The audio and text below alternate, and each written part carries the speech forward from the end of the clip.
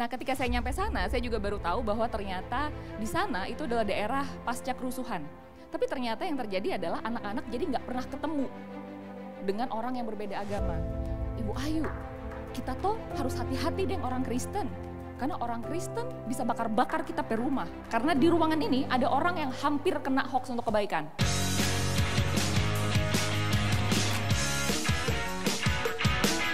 Halo, apa kabar? Selamat sore semuanya, apa kabar? Wow, ramai sekali, ada 7.000 orang yang ada di sini, luar biasa. Terima kasih udah datang ke acara Convey Day. Nah, saya diminta cerita soal keberagaman, karena ini acaranya sok-sok pendidikan gitu ya. Jadi saya mau, ada pakar pendidikan kan di sini, nah jadi saya mau ceritanya soal scientist mindset gitu ya. Gimana caranya kita mendidik otak supaya bisa lebih jadi kayak scientist, lebih kayak seorang ilmuwan. Nah sebelum itu saya mau nanya dulu deh, kalau misalnya dengar kata ilmuwan, yang terdengar di kepala apa? Matematika, profesor, apalagi? Peneliti, ilmuwan, ya. Terima kasih.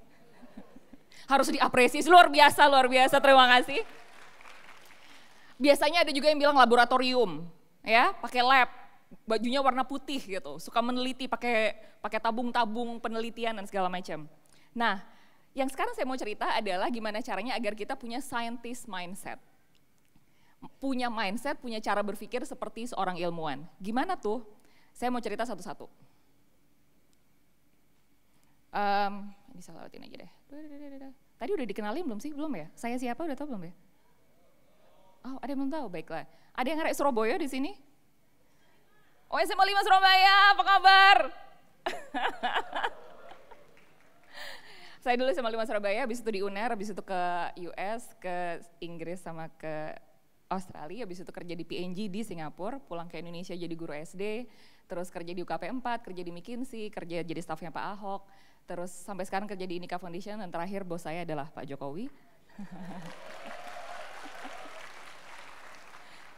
Terus bikin Sabang Merauke yang tadi dikenalin, bikin Toleransi ID, bikin Milenial Islami, sama bikin Perempuan Gagal. Apa itu Perempuan Gagal? Silahkan dicek di YouTube-nya. Nah itu tadi kenalannya agak formal, sekarang kenalannya agak nggak formal, saya cepat aja. Saya suka mindfulness, saya suka stand up comedy. Tapi di sini tadi saya dimintanya cerita soal keberagaman, bukan stand up comedy, jadi invoice-nya beda soalnya ya. Jadi harganya, jadi jangan diharapkan akan lucu gitu ya. Terus saya main piano, saya juga yoga, itu ada saya dan Spider-Man, astaga. Saya juga belajar Krav Maga, ada yang tahu Krav Maga apa? Bela diri Israel, tapi jangan dicoba ya. Belajarnya udah agak lama, jadi jangan dicoba, nanti kayak saya jalan di sana tiba-tiba diseruduk gitu. Kak katanya udah belajar bela diri belum? Terus sama scuba dive. Nah sekarang saya mau cerita soal scientist mindset. Yang pertama adalah stay curious. Jadi ceritanya dulu tahun 2010, 2011 saya pernah jadi guru SD di Maluku Utara. Ada yang dari Maluku di sini? Oh ada beberapa yang angkat tangan, ya Maluku Utara apa kabar? Nah saya dulu ngajarnya di Pulau Bacan. Waktu saya nyampe sana, karena saya dulu lama di Singapura, saya belum tahu bahwa ada provinsi namanya Maluku Utara. Saya kira dulu provinsi namanya cuma Maluku. Terus ternyata udah dipecah jadi dua, ada Maluku sama Maluku Utara. Nah ketika saya nyampe sana, saya juga baru tahu bahwa ternyata di sana itu adalah daerah pasca kerusuhan. Teman-teman udah lahir belum tahun 98, 99? Ada yang udah, ada yang belum ya. Tahu ada kerusuhan apa waktu itu? Ada kerusuhan di banyak daerah di Indonesia, termasuk di Ambon, dan itu menyebar sampai ke daerah tempat saya tinggal di Maluku Utara waktu itu. Jadi saya ditempatkannya di Maluku Utara. Nah jadi ceritanya jadi kalau dari Jakarta itu naik pesawat ke Manado, terus ke Ternate, terus naik kapal 8 jam, sampai sana baru kemudian naik mobil lagi sejaman gitu, baru nyampe di desa tempat saya tinggal, tempat saya ditempatkan. Nah ketika nyampe sana, ketika di perjalanan itu saya ngelihat ada bangunan-bangunan yang hangus, bekas dibakar. Saya nanyalah sama warga di sana, ini bangunan apa ya, kenapa ya hangus bekas dibakar? Oh itu ibu, itu gereja ibu, dulu waktu kerusuhan terbakar ibu. Loh kerusuhannya kan udah lama sekali, jadi kerusuhan itu tahun 98, 99, saya ngajarnya tahun 2010. Jadi sekitar udah 11 tahun. Lama sekali kerusuhannya, kenapa nggak dibangun lagi? Biar sudah ibu, biarkan aja udah. Karena sepertinya sensitif, jadi saya nggak melanjutkan obrolannya. Dan kemudian setelah saya nyampe di desa, ternyata saya juga baru tahu bahwa desa tempat saya ditempatkan, itu kebetulan 100% Islam. Saya nanya ini sejak dulu kayak gini, oh enggak ibu, Dulu campur-campur, tapi setelah kerusuhan ternyata desanya disekat. Ini desanya orang Islam taruh sebelah sini, desanya orang Kristen taruh sebelah sini. Nah, kira-kira apa ya alasannya waktu itu pemerintah daerah untuk menyekat ada desanya orang Islam sama desanya orang Kristen? Setelah kerusuhan. Kira-kira apa alasannya? Supaya nggak kerusuhan lagi gitu kan. Udah buat aja nggak usah ketemu. Tapi ternyata yang terjadi adalah anak-anak jadi nggak pernah ketemu dengan orang yang berbeda agama. Nah, jadi suatu sore, waktu saya lagi di rumah, kan saya tinggal di rumah warga, murid-murid saya kelas 2, kelas 3, kelas 4 SD nyamperin ke rumah. Kemudian teriak-teriak dengan heboh dan bilang kayak gini, saya bahkan masih ingat banget logatnya. Ibu Ayu, Ibu Ayu, Ibu Ayu, kita harus hati-hati Ibu, kerusuhan sudah dekat. Sebagai seorang guru yang baik saya bertanya, kerusuhan ini sudah di mana nak? Ibu, kerusuhan sudah dekat Ibu, sudah di Ambon. Nah, kan saya setelah sampai sana udah belajar geografi tuh. Saya di Maluku Utara, Ambon ada di Maluku. Nah, Ambon itu jauh banget dari sini. Kalau dari Ambon mau ke desa kita naik kapal itu 2 hari, jauh banget. Oh, terus ada yang angkat tangan, Ibu, kalau naik kapal jauh nanti kerusuhan datang naik pesawat Ibu.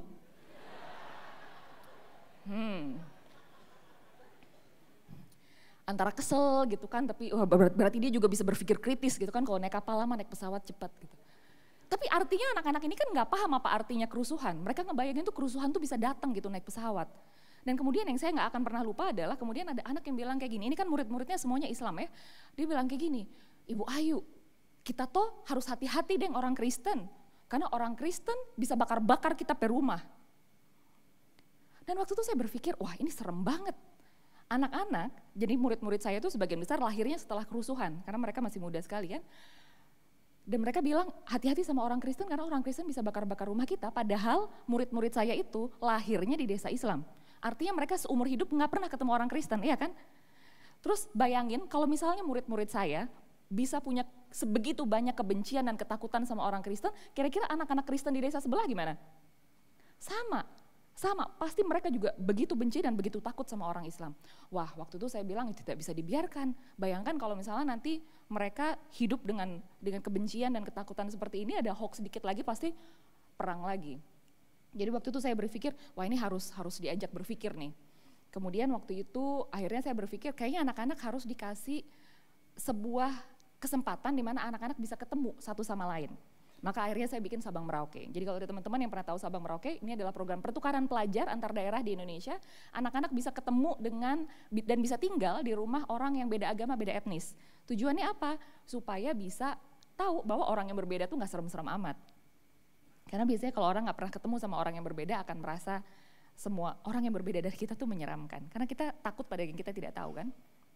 Nah, jadi saran saya yang pertama adalah untuk kita supaya bisa stay curious, selalu tanyakan. Why anak-anak bisa punya ketakutan? Karena mereka nggak pernah ketemu. Kalau gitu tanyakan what if kalau misalnya anak-anak ketemu. Dan ini juga saya sarankan buat teman-teman yang ada di sini gitu. Karena prinsip-prinsip berpikir kritis, prinsip-prinsip berpikir seperti saintis itu bisa dilakukan dan bisa diterapkan oleh siapa saja di mana saja. Jadi yang pertama adalah stay curious, tanyakan why dan what if. Motonya nanti aja, jadi di terakhir nanti ada slide yang kelihatan semua prinsip-prinsipnya. Motonya di akhir aja. Yang kedua saya mau cerita soal open-minded. Nah, jadi ini masih tentang kejadian waktu saya di Maluku. Nenek saya tuh orang Katolik. Jadi waktu itu setelah kejadian sore-sore anak-anak lari-lari itu, saya berpikir kayaknya anak-anak ini harus diajak berpikir terbuka. Gimana caranya? Besok pagi saya datang ke kelas dan saya sudah punya pertanyaan di kepala saya. Saya mau ngajak anak-anak berpikir kritis. Terus saya tanya nih sama anak-anak. Ini bayangkan kalau misalnya kalian adalah ini ya murid-murid saya kelas 2 SD ya. Ya. Terus waktu itu saya nanya sama anak-anak. Anak-anak, coba sekarang Ibu Ayu mau tanya. Menurut kalian, ini kan murid-muridnya Islam semua ya waktu itu di desa saya, di sekolahnya murid-muridnya semuanya Islam. Anak-anak, menurut kalian orang Islam itu baik apa jahat? Baik, semuanya serentak menjawab baik. Pertanyaan kedua, anak-anak menurut kalian orang Kristen itu baik atau jahat? Jahat. Semuanya serentak menjawab. Terus saya ceritalah sama anak-anak. Anak-anak, kalian tahu tidak, neneknya Ibu Ayu tuh orang Kristen. Sebenarnya nenek saya Katolik, cuman untuk memudahkan cerita daripada saya harus cerita dulu ada 6 agama resmi di Indonesia, ada Islam, panjang nanti ceritanya ya, anak-anak udah lupa nih kelas 2 SD. Jadi untuk memudahkan cerita saya bilang nenek saya Kristen gitu. Nah terus saya cerita sama anak-anak, anak-anak tahu tidak, neneknya Ibu Ayu tuh orang Kristen. Terus anak-anak itu, Ibu. Terus karena saya berdirinya cukup dekat sama anak-anak gitu yang duduk di meja depan tuh sampai pegang-pegang tangan saya. Ih Ibu Ayu, dipegang-pegang tuh. Terus ada yang nanya kayak gini, Ibu Ayu benar neneknya orang Kristen? Betul nak. Ibu berarti di dalam tubuhnya Ibu Ayu tuh udah darahnya orang Kristen? Betul nak. Kan harus menjaga wibawa sebagai seorang guru ya kan? Betul nak. Oh. Tapi neneknya Ibu Ayu orangnya baik ya? Baik nak, baik sekali. Buktinya Ibu Ayu orang baik. Oh, bisa Ibu ya? Bisa. Karena bayangkan anak-anak ini tumbuh besar dengan semua cerita-cerita yang menyeramkan tentang orang Kristen dari desa sebelah kan. Jadi wajar kalau mereka kemudian kaget dengan fakta ada orang Kristen yang baik gitu. Kemudian saya juga bilang kayak gini, jadi karena waktu itu desanya kecil, cuman kayak 60 kepala keluarga gitu. Jadi semua kenal semua orang. Dan waktu itu ada seorang bapak-bapak gitu tinggalnya di sebelah ujung desa. Saya lupa namanya siapa, anggaplah namanya Ahmad gitu ya. Kalau yang namanya Ahmad tolong jangan baper. Nah jadi saya anggaplah namanya Ahmad. Kemudian saya tanya sama anak-anak ini gitu. Anak-anak, kalian tahu Pak Ahmad, tahu Ibu yang rumahnya di ujung desa itu, Ibu. Oh, gimana dia orangnya? Ih jahat sekali Ibu, jahat sekali. Dorang suka pukul-pukul dorang pe istri, dorang suka pukul-pukul dorang pe anak Ibu, jahat sekali. Ibu jangan dekat-dekat sama dorang. Ibu jangan dekat-dekat sama Pak Ahmad gitu. Oh iya. Agamanya apa nak? Islam Ibu. Oh, berarti orang Islam itu jahat nak? Belum tentu Ibu. Nah kalau udah mulai ketemu jawaban belum tentu, itu artinya mulai berpikir. Jadi hati-hati ya kalau kalian ditanya pertanyaan kemudian jawabannya belum tentu kayak ini kata Kak Ayu kita mulai berpikir gitu. Belum tentu. Nah terus gimana nak? Itu katanya tadi orang Kristen jahat tapi ada neneknya Ibu Ayu baik. Katanya orang Islam baik tapi ada orang yang kata kalian sendiri jahat. Gimana nak? Salah satu kesukaan saya menjadi guru adalah karena kalau ngelihat semuanya lagi berpikir tuh. Otaknya lagi bergerak gitu semua keningnya berkerut-kerut tuh saya senang banget. Terus di ujung belakang ada yang angkat tangan. Ibu, kenapa? Ibu barangkali Ibu baik atau jahatnya itu bukan dari agamanya Ibu, tapi dari hatinya. Ah, itu sudah.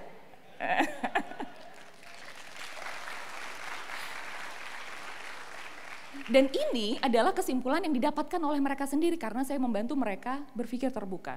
Nah jadi penting buat kita semua, slide-nya, untuk bisa open minded, berpikir terbuka. Nah kemudian saya juga mau cerita soal, ini kayaknya, oke. Nah saya juga mau cerita soal ini. Jadi salah satu yang saya bikin adalah milenial Islami. Jadi milenial Islami itu adalah untuk ngajarin Islam yang damai gitu ya, buat anak generasi-generasi milenial. Nah salah satu yang kita lakukan di milenial Islami adalah kita bikin kunjungan ke berbagai rumah ibadah. Jadi ketika pesantren kilat kita bikin kunjungan ke rumah ibadah. Nah kalau pesantren kilat kan pasti ini waktu itu kita bikinnya di Jakarta. Jadi yang semuanya yang ikut waktu itu bahkan kita bikin acaranya di pesantrennya ayahnya Mbak Najila Shihab di pesantrennya Mbak Quraisy. Nah jadi ada acara kunjungan ke berbagai rumah ibadah. Kemudian biasanya sebelum besoknya kunjungan malamnya kita ngetes dulu, ngetes prasangka anak-anak. Nah jadi bayangin ya murid-murid SMP, SMA gitu, terus habis itu kita tanya, adik-adik kalian pada punya prasangka apa aja buat orang-orang yang agamanya bukan Islam? Karena kita tahu dulu dong, jadi kalau sebagai seorang saintis kan kita ngecek dulu nih before and afternya kayak gimana. Nah jadi kita cek dulu nih before mereka pada punya prasangka apa aja. Nah kemudian ini pada mau diperdengarkan nggak prasangkanya apa aja? Mau ya, tapi tolong jangan direkam ya, agak berbahaya soalnya saya ya. Satu jangan direkam dan yang kedua jangan baper. Mau dibacakan mulai prasangka agama apa dulu? Apa aja ya, dari atas aja ya, oke. Jadi ini adalah rangkuman prasangka peserta pesantren kilat milenial Islami terhadap orang Kristen Protestan. Ada teman-teman yang beragama Kristen Protestan di sini? Oke, ada beberapa. Nah, ini prasangka buat teman-teman ya. Anak SMP dan SMA di Jakarta. Prasangka yang pertama, fanatik, tidak menghargai agama lain, gaya hidup liberal, dalam kurung duniawi, sombong, soleh, aneh, maunya selalu menang. Saya takut mereka melakukan kristenisasi secara halus. Hati-hati tadi yang duduk di sebelah-sebelahnya ya. Antisosial dan galak. Kemudian prasangka untuk orang yang beragama Katolik. Menganggap Islam agama yang buruk. Takut mereka berkembang. Oh by the way, ini ada teman-teman yang agama Katolik di sini? Ya, ada beberapa. Oke, nah ini prasangka buat teman-teman. Sekali lagi jangan baper. Satu, menganggap Islam agama yang buruk. Dua, takut mereka berkembang dari acara TV mereka. Lagi ada acara TV apa sih Mbak sekarang? Angkuh, taat. Ini prasangka yang baik ya. Menutup diri, tidak suka menolong, suka bicara sarkas, menyebalkan. Khawatir merusak agama saya lewat lagu-lagu rohaninya.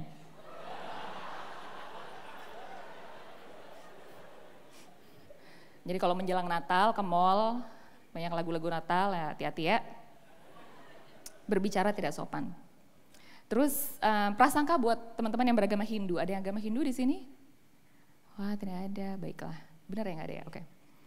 Prasangka yang pertama, khawatir meracuni pikiran anak muslim lewat film The Little Krishna.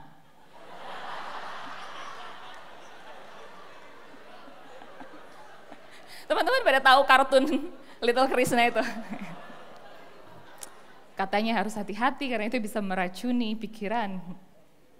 Aneh, sombong, tidak peduli kebersihan, takut dengan rumah ibadahnya, egois dalam merayakan hari besarnya.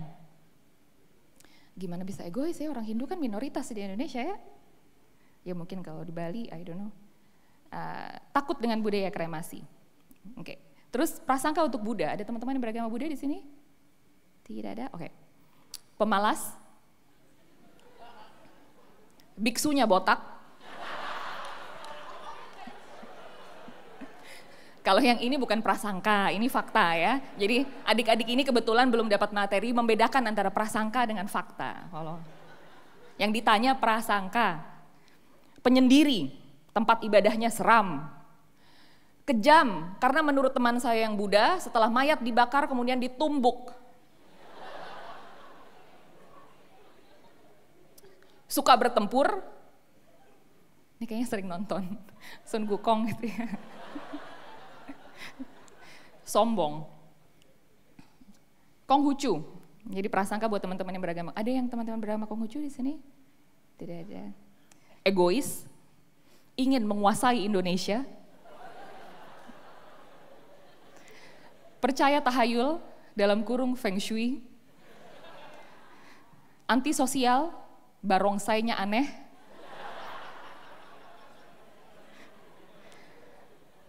Tidak suka kebersihan. Mata duitan, dan pelit. Nah, yang menarik adalah, ini kan kita bisa ketawa-ketawa kayak gini ya, tapi kan sebenarnya ini adalah prasangka yang benar-benar ada di kepalanya anak-anak itu.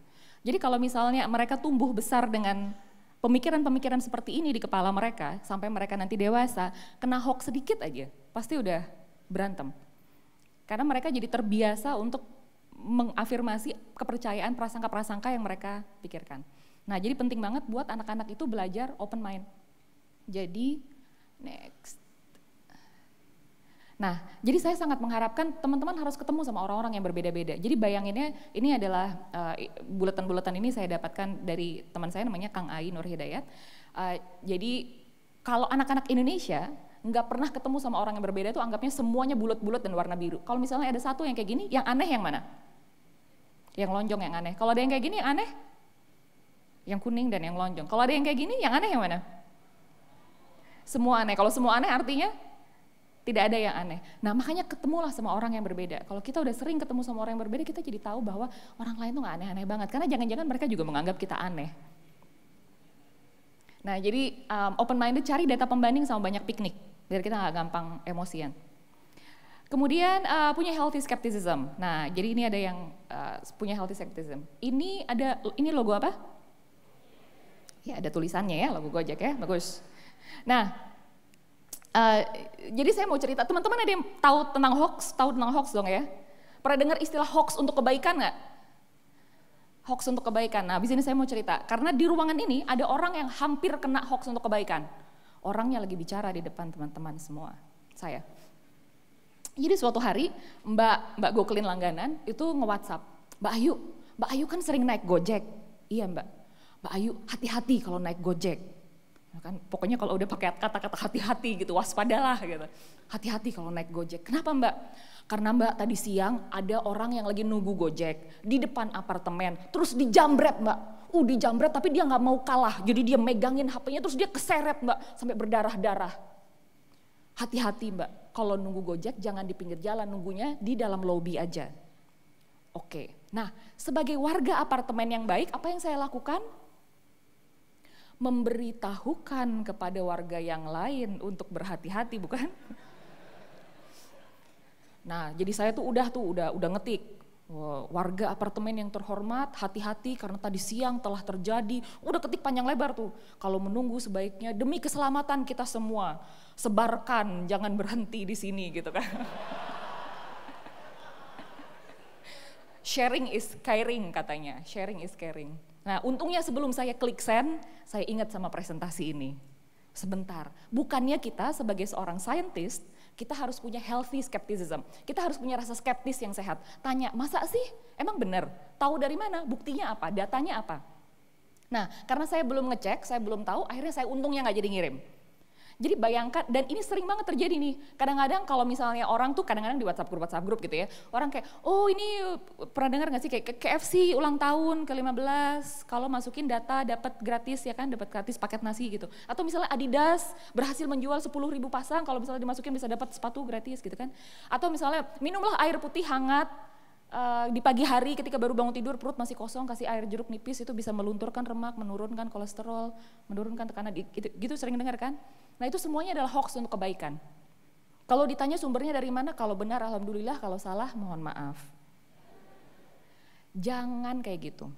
Jangan pernah beranggapan bahwa hoax untuk kebaikan itu boleh. Kenapa? Karena itu mempengaruhi cara pikir kita dan mempengaruhi cara pikir orang. Kita menjadi terbiasa untuk enggak mikir. Kita terbiasa untuk mengiyakan semua yang kita terima. Kita harus punya healthy skepticism, punya rasa skeptis yang sehat. Tidak semua yang kita terima adalah kebenaran. Kemudian saya juga mau cerita soal have empathy. Saya ngomongin politik sedikit nggak apa-apa ya di sini ya? Oke. Yang deg-degan biasanya panitia kalau sudah kayak gini. Nah, saya mau cerita soal pilihan politik yang paling sering membuat kita terpecah belah, yaitu adalah pilihan soal bubur ayam. Sekarang saya mau survei, coba ya.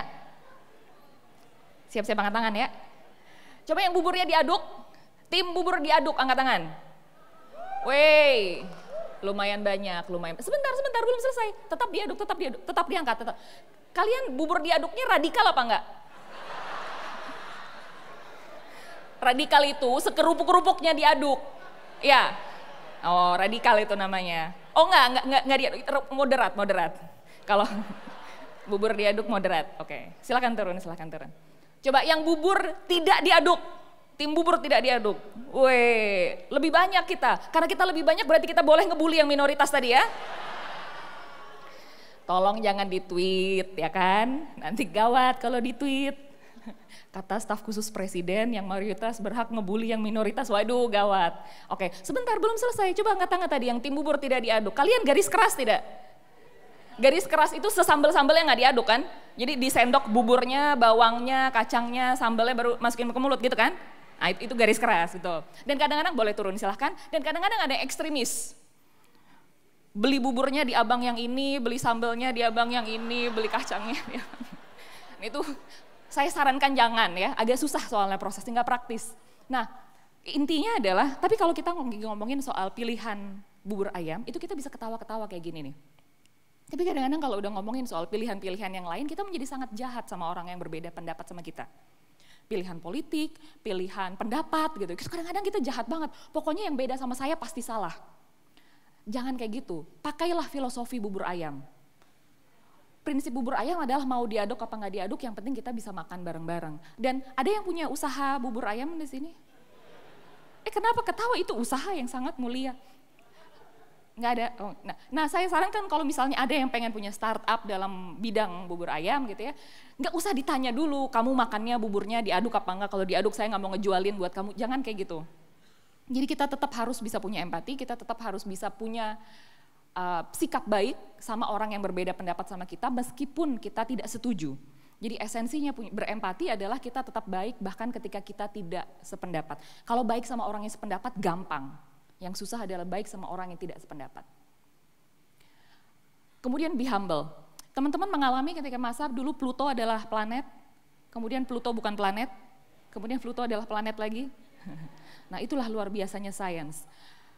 Sains itu selalu berdasarkan pada fakta dan data dan penemuan-penemuan yang terbaru. Jadi pendapat para saintis itu bisa berubah-ubah tergantung dari data yang ada. Itu bedanya sama matematika. Kalau matematika kan ilmu pasti, 2 tambah 2 dimanapun selalu begitu. Nah, sains selalu berubah. Dan prinsip seperti seorang saintis itu yang selalu harus kita punya. Jadi apa yang kita anggap benar sekarang belum tentu benar nanti karena bisa jadi datanya berubah.